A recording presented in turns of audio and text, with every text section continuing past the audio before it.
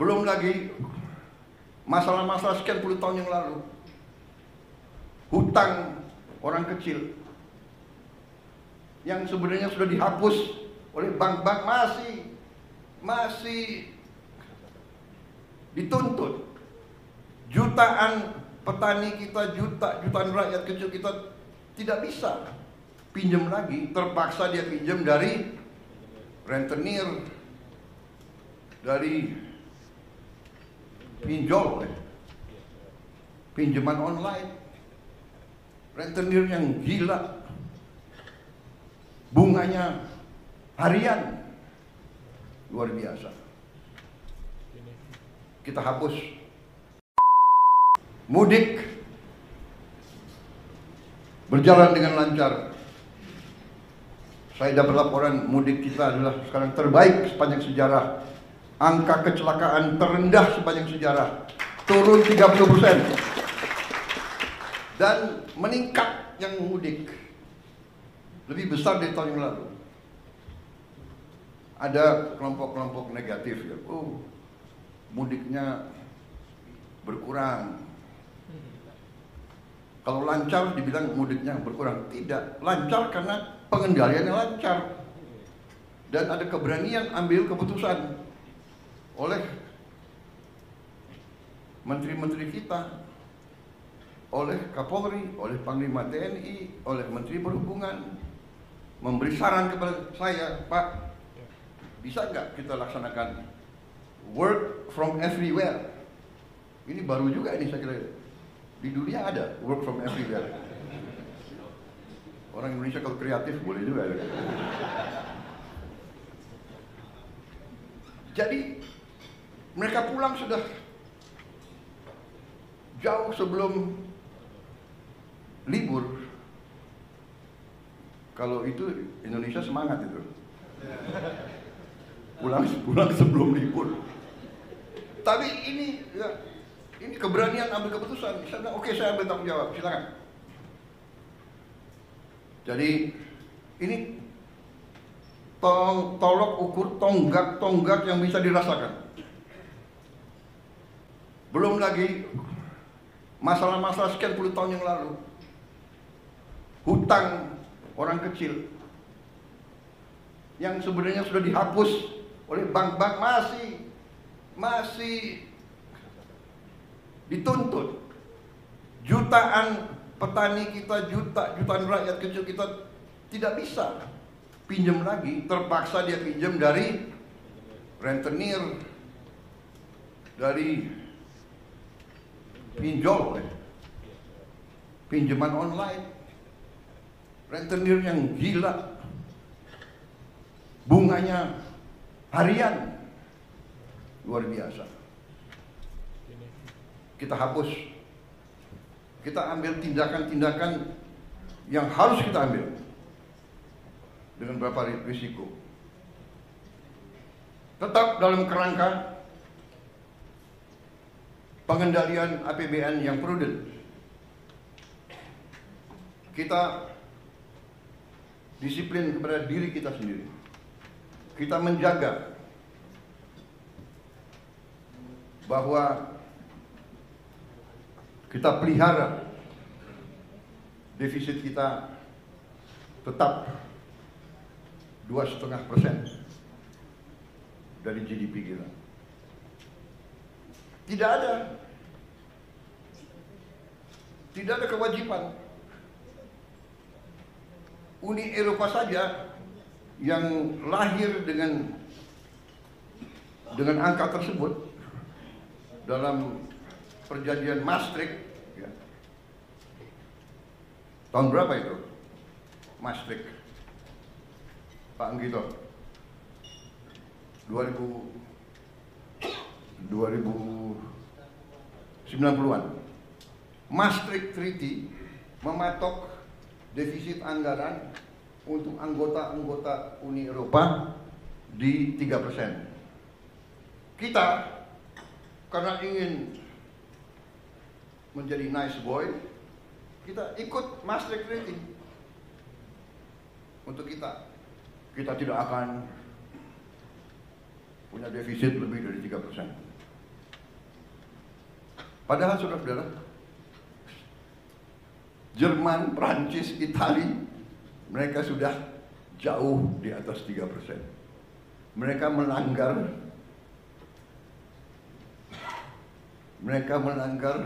standar yang mereka lakukan sendiri. Indonesia masih menjaga di bawah 3%. Karena itu hutang kita termasuk ya, perbandingan hutang kita terhadap GDP kita termasuk salah satu terendah di dunia.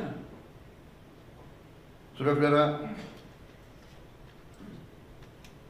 pengendalian manajemen perekonomian kita cukup prudent, cukup hati-hati. Dalam kehati-hatian itu, salah satu juga yang kita bisa dan boleh bangga adalah kita melaksanakan penghematan besar-besaran. Penghematan besar-besaran inilah yang memungkinkan kita melaksanakan program-program yang strategis. Yang pertama, saya juga sampaikan penghargaan saya bahwa kita mampu menggelar roll out program makan bergizi gratis kita. Tanggal 6 Januari di roll out dan terus menerus dilaksanakan kayak di belakang-belakang dengan gitu. kehati-hatian, tahap demi tahap, sampai hari ini saya dapat laporan barusan sudah lebih dari 1.000 titik. 1.000 berapa? 1.286. Yang total penerima makan bergizi sekarang sudah di atas 3 juta.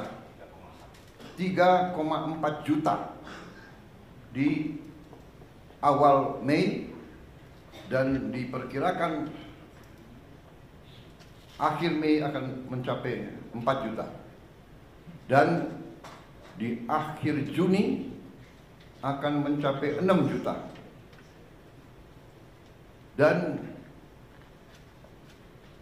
di akhir Juli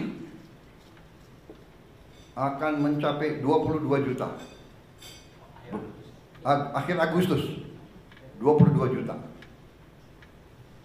Sehingga di akhir November 2025 akan mencapai 82,9 juta penerima manfaat. Ini dari segi manajemen fisik. Ini adalah upaya yang luar biasa.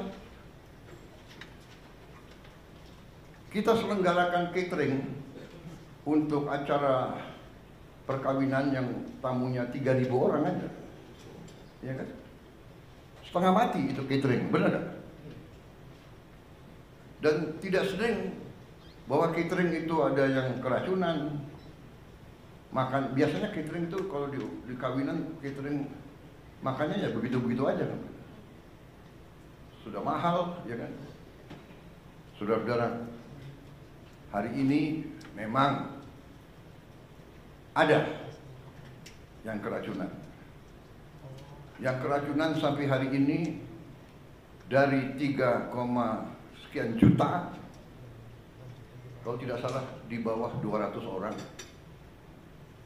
Yang nginep, yang rawat nginep hanya 5 orang. Jadi bisa dikatakan yang keracunan atau yang nggak perutnya nggak enak sejumlah 200 orang itu 200 dari 3, sekian juta, kalau tidak salah adalah 0,005. Berarti keberhasilannya adalah 99,99%.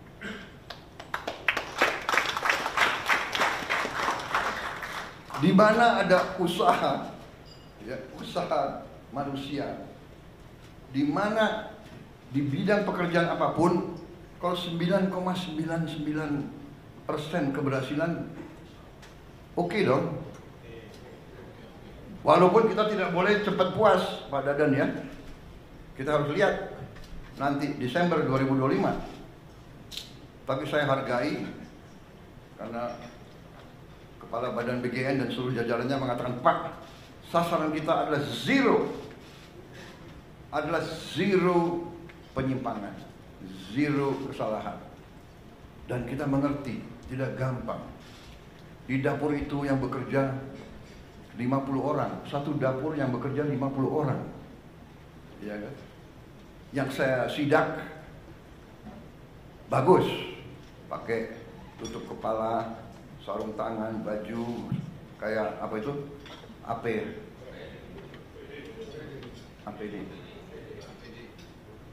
Singkatan APD yang untuk COVID dulu tuh. Alat pelindung diri, Pak. Alat pelindung diri. Ada. Harus buka sepatu. Presiden disuruh buka sepatu. Saya patuh. Presiden buka sepatu. Ada pas pampres yang nggak buka sepatu.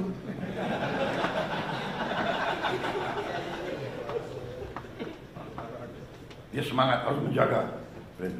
Masa ada pas pampres lari-lari nggak pakai sepatu? Ya tapi di dapur ya buka sepatu, ya kan? Sama kita masuk ICU. Nggak ada alasan masuk ICU buka sepatu. Tapi maksud saya adalah ini adalah sesuatu prestasi. Saya sendiri terus begini. Jadi makan bergizi digelar yang orang tidak mengira, banyak yang tidak mengira, banyak yang nyinyir, banyak mengatakan impossible. Nah itulah kita buktikan dengan niat baik, dengan tekad, dengan menggunakan rumus-rumus yang benar. Pemerintahan itu matematik kok. Kalau niat baik, rumus benar, pelaksananya bertekad yang baik, insya Allah akan mencapai sasaran. Tapi kalau kita punya niat yang tidak baik, pemimpin sudah datang niat untuk cari kekayaan dirinya, kekayaan kelompoknya, kekayaan partainya, nah ini pasti menyimpang. Sudah pasti. Tidak usah orang pinter untuk menilai seperti itu. Makanya saya terima kasih. Ini sesuatu yang objektif. Makan bergizi berjalan. Apakah ada kekurangan? Ada. Dan kekurangannya itu juga karena juga adat istiadat budaya kita juga. Saya masuk satu ruangan anak-anak 30 orang, yang 20 mau pakai sendok, ada 10 yang nggak mau pakai sendok. Ya, tidak salah dia terbiasa makan tidak pakai sendok, tapi kita mendidik dia, kita mengajarkan dia cuci tangan. Jadi bisa saja yang keracunan adalah hal-hal seperti itu, hal-hal sepele, tapi mendasar. Dan mungkin gurunya ya sayang sama anak-anaknya, dan mungkin juga dalam paket itu Kepala BGN dalam ompreng yang diberikan mungkin tidak ada sendoknya, bener kan? Nah, jadi inisiatif orang tua membekali sendok. Nah ini mungkin harus disosialisasikan ya kan? Atau memang kita bisa cari sendok-sendok yang tidak terlalu mahal, ya kan? Yang kedua juga yang saya lihat pelaksanaan dari BGN yang juga terpengaruhi oleh adat istiadat atau kebiasaan. Selain tadi ada yang anak-anak yang malas cuci tangan, ya kan, tidak mau pakai sendok, ya kan.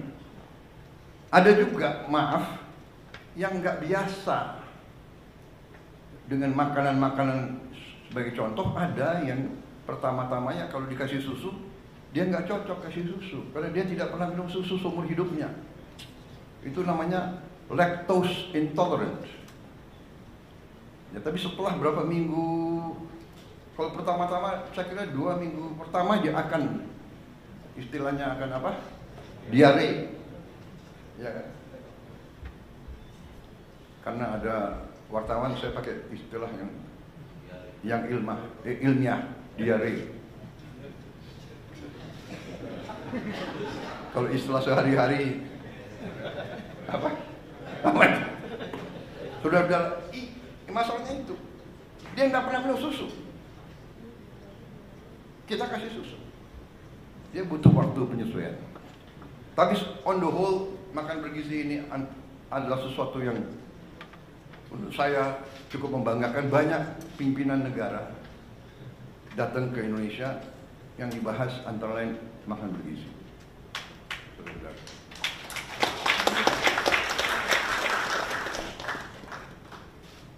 Tanggal 7, yaitu lusa, tokoh dunia namanya Bill Gates akan datang ke kita, minta ketemu saya. Sudah cukup lama beliau minta ketemu, kalau tidak salah ya suratnya dari November ya, minta ketemu. Saya antara lain mau menyatakan dukungan dan penghargaan atas makan bergizi kita.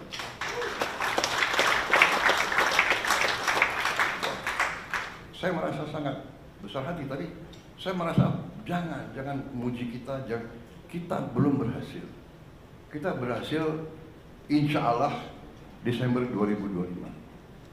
Kalau kita buktikan bahwa kita bisa menyelenggarakan 80, kita bisa antar makanan tiap hari ke 82,9 juta rakyat kita dalam keadaan bersih, keadaan aman, keadaan bergizi. Pada saat itulah boleh kita terima ucapan selamat.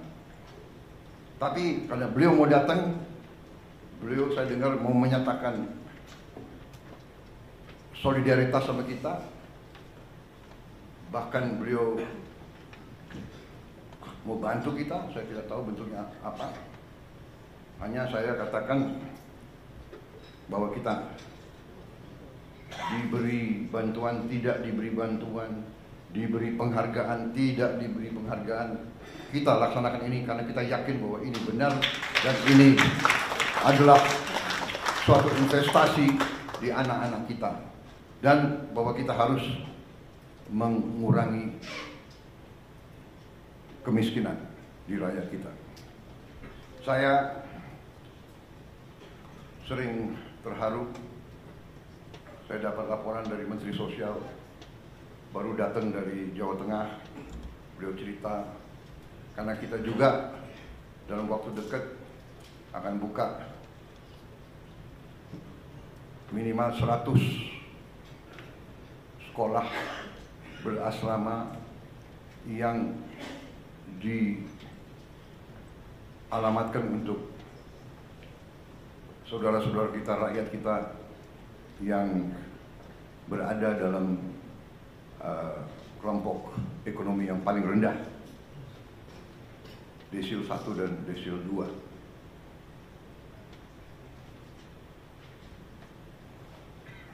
Niat ini mungkin akan terwujud dalam tahun ini juga. Menteri Sosial dan Menteri Pendidikan Dasar Menengah bertekad bahwa 53 sekolah akan digelar bulan Juli ini. Bolak-balik saya katakan, jangan dipaksa. Ya. Berbuat, tapi kita tidak usah ngejar tanggal. Yang penting kita berbuat. Tapi mereka yakin, mereka ingin mendapat hasil terbaik cepat. Saya silakan. Tapi ujungnya nanti saya kira ini akan sangat dirasakan oleh orang yang paling bawah. Tapi kembali kepada prestasi kita selama 6 bulan. Karena ini keputusannya memang dalam waktu 6 bulan, ya, keputusan, kebijakan, mereka sudah kerja, Dikdasmen, Mensos sudah bekerja keras, sehingga kita sudah mendapat tawaran dari bupati-bupati dan wali kota seluruh Indonesia. Lebih dari 200 bupati wali kota sudah menyiapkan lahan. Karena saya katakan, kalau Pemda siapkan lahan, kita bangun. Dan kita sudah siapkan anggaran APBN. Ternyata sambutannya lebih dari 200, ya, Mensos sudah siapkan lahan antara sekitar 5 hektar sampai 8 hektar. Lumayan. Sekolah SD, SMP, SMA 5 hektar saya kira jarang tuh di Indonesia. Saya tadinya minta 20 hektar. Maksud saya antusiasme dari bawah. Jadi Dikdasmen sama Kensos dibantu KL-KL lain merencanakan ini sudah sangat teliti sampai mereka tahu titiknya di mana. Dan ini nanti sekolah-sekolah ini di titik kantong-kantong kemiskinan. Yang paling susah, paling miskin itu kita dirikan. Mereka sudah sampai demikian, mereka sudah tentukan persiapannya sudah cukup matang. Ini saya kira akan dimatangkan 2-3 minggu lagi dan akan dilaksanakan dengan baik. Dan kita sudah merancang biaya pembangunan kampus tersebut yang cukup menurut saya hemat tapi bagus. Kemudian saudara-saudara, salah satu prestasi kita yang dirasakan, yang real dan tidak bisa dibuat-buat adalah bahwa produksi beras dan jagung kita, saya dapat laporan sekarang sangat berhasil, bahkan dibandingkan dengan tahun-tahun terdahulu. Produksi kita cukup bisa dikatakan tertinggi. Saya dari Sumatera Selatan. Hasil di Sumatera Selatan produksi berasnya yang tiap tahun berkisar 3 juta ton. Tahun ini mereka yakini akan mencapai 4 juta ton. Artinya apa? Peningkatan 25%. Saya kira di seluruh dunia ini salah satu prestasi. Dan kita harus mengakui kalau kita berbuat baik, jangan kita rendah diri. Ini prestasi kita. Kemudian serapan pemerintah, yaitu jumlah tonase beras yang sekarang berada di tangan pemerintah, saya dapat laporan adalah tertinggi sepanjang sejarah NKRI.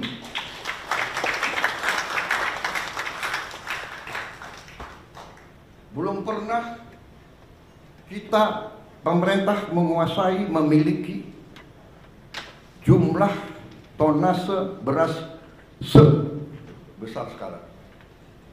Saudara-saudara, ini suatu prestasi. Dan ini prestasi bukan datang begitu. Apalagi pertanian. Pertanian itu yang saya katakan tadi, azimut kompas, salah kecil akibatnya buruk. Kita tidak memperhatikan cuaca, El Nino, kekeringan, La Nina. Kita tidak perhatikan krisis pangan. Tapi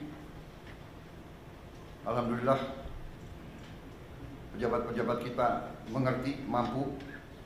Saya suka muji-muji, tidak, tapi saya namanya kepala sekolah kalau ada, iya kan? Ada yang berprestasi, saya harus kasih tahu prestasi, benar nggak? Jadi dalam hal ini saya lihat tim pangan, Menteri Pertanian dan timnya, Menko, semua fokus. Untung aja Menteri Pertanian ada di Jakarta hari ini hadir. Biasanya saya cari nggak ada. Di mana? Kalimantan Barat di mana? Jambi di mana? Duanya menteri dan wakil menteri udah hitam sekali. Berarti ini menteri dan wakil menteri mana benar-benar bekerja.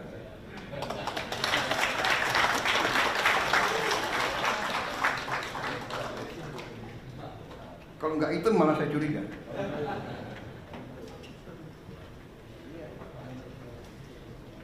Akhirnya Pak Natalius Pigai pengen jadi Menteri Pertanian. Iya, nggak usah. Dia di ruang AC aja masih.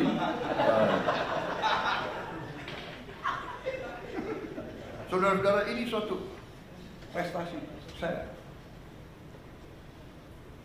Saya merasakan karena hari ini saya terima tadi pagi, saya terima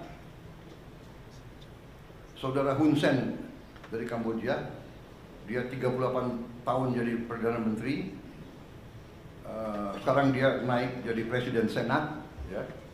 Dia datang, yang pertama dia bicara, karena tadi yang jemput beliau adalah Menteri Dalam Negeri, ya. Yang pertama disampaikan adalah